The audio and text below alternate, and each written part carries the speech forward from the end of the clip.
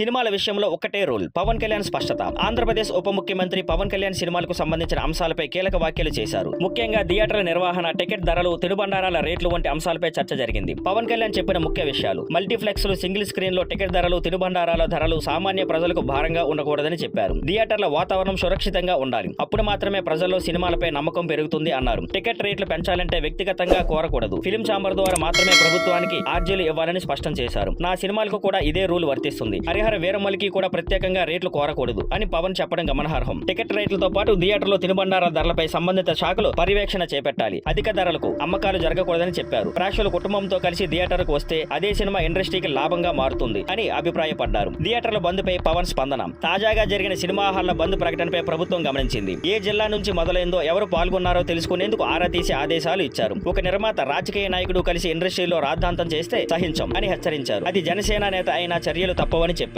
ఈ విషయంలో మీడియా ఎదుట వర్గాలు విమర్శలు చేసుకుంటే ఇండస్ట్రీ అస్థిరంగా మారుతుందని ఆయన ఆందోళన వ్యక్తం చేశారు. చివరగా పవన్ సూచన. రాష్ట్ర ప్రభుత్వం త్వరలో తీసుకురాబోయే ఫిల్మ్ డెవలప్మెంట్ పాలసీ కోసం తెలుగు ఫిల్మ్ ఛాంబర్, నిర్మాతల మండలి, దర్శకుల సంఘం, మూవీ ఆర్టిస్ట్ అసోసియేషన్ నుంచి సూచనలు తీసుకోవాలని చెప్పారు. ఇండస్ట్రీ చట్టబద్ధంగా, ఆరోగ్యంగా నడవాలి, బెదిరింపులు కాదు, న్యాయ పద్ధతులే దారి అని పవన్ స్పష్టం చేశారు. Thank you for watching. Please like, share and subscribe.